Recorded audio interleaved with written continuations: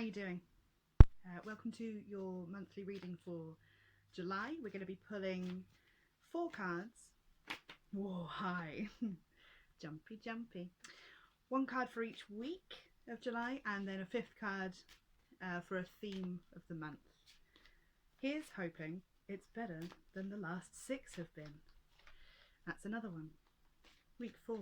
That's another one. Okay. We'll do the 5th one together. So, week 1, Aries, the moon, right?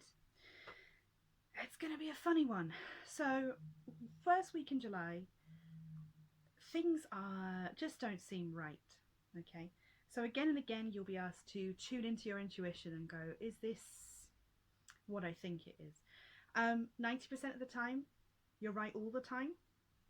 Be aware of that. Aries forget how instinctive and intuitive they are. You know, they're the child of the zodiac.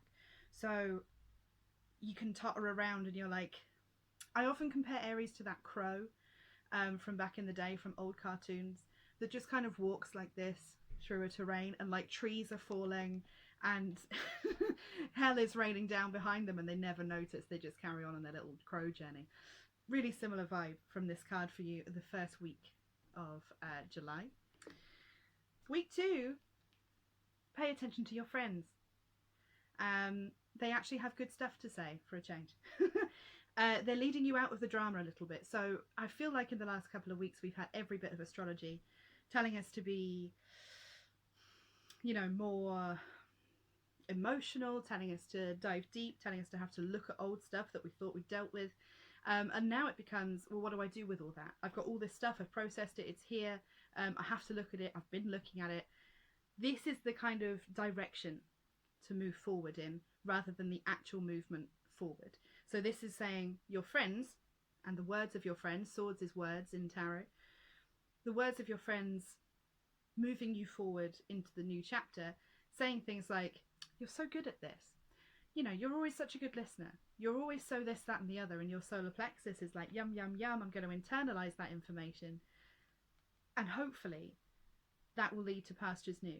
Also, if you've been kind of turning away from your partner, if you are with somebody at the moment and all this stuff has kind of made it feel like there's a bit of a wedge between you, I will say that this is the start of you two sort of reconnecting, looking towards a future together.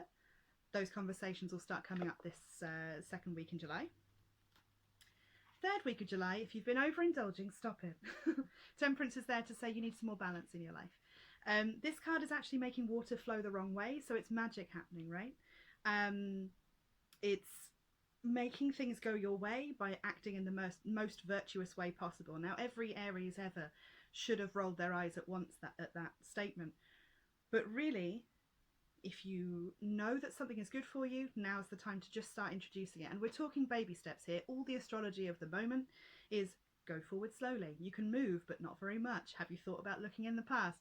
And we're still in Cancer season, which for a lot of people is quite a difficult one to break out of. It's quite sludgy at times. Despite all the sunshine, it kind of feels like the sun is not playing ball with the way things should be feeling, and it's all a little bit, you know, it's fire and water trying to mix, the sun and the moon and all this.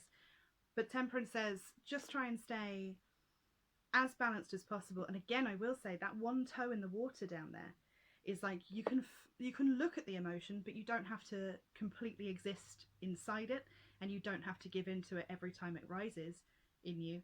You just have to get through this next bit, and I'll tell you why. Because here's your 4th week in July. Fun. This is the change into Leo season, so you'll be having a little bit more fire under your bum. You'll be feeling a lot more energetic. But then here's the kicker, you're not allowed to sleep. Sleep's going to be horribly disturbed for the last week in July if it's not been already. If it has been the entire time, like maybe you can't sleep in the heat, or maybe you're just too kind of thoughtful. This is often repetitive thoughts and things really freaking you out. Thoughts of the future freaking you out, things like that. If that's been building up and building up all month, that's when things are going to start releasing. I call this card Crying in Bed with Knives, for good reason, because in the Rider-Waite-Smith deck, it's literally someone with a load of knives above them crying in bed, but also because it's night terrors, nightmares, horrible lack of sleep, insomnia, and things that make you feel like a crazy person later down the line. You're not mad. You just need some actual sleep, right? In this scenario, and particularly with these cards here, this is suggesting that temperance appeared and you were like, I'm fine. I don't need to balance. And then the universe found a way to rest you by making sure that you absolutely can't do anything but address your sleep issues. I hope that makes sense. This number 5 is your card of the month. Now this card I would encourage you to keep on an altar if you have one, or on your mantelpiece, or on your mirror. Let's not get too fancy, just somewhere that you're always going to see it every day for the month, just to give you some inspiration and sort of nudge you back on the path that if you've wandered off it. Theme of the month is look at that hard work you've done. Whoa, that's a lot of work. Look at the energy that you've expelled. Was it worth it? It's an analysis card. It's looking at how much you've helped people. Have they helped you back? It's looking at how much you've given of yourself. Did you get what you needed in return for that? It's also looking back again. Now I know we've just done a load of looking back. Planetary wise, we're looking back all the time. But this one's much more, as I say, it's assessment rather than feeling everything. And also looking at it with an eye of, do I feel secure in the friendships that I've built here? In the practical real world as well. Do I feel secure in my job, in my work? If not, can I look to the past for how that might be corrected in some way? Maybe I didn't like how I was treated in this one place, and that's followed me into the next 3 places, even though I've been trying to unbreak that pattern. So how do I do that? Lots and lots of unpacking. It's a lot of work to do, Aries, I'm sorry. But there you have it. If this resonated wildly with you and you're already angry at me, please comment in the box below. If you would like a personal reading with me, I am available via all the technology you can think of. So Skype, Zoom, WhatsApp. Just direct message me on one of the plethora of social media avenues. And you can also book in directly on my website. That's amberleyalchemy.co.uk. I'll put the link somewhere nearby. Thank you so much for watching. Have a magical month, and good luck out there.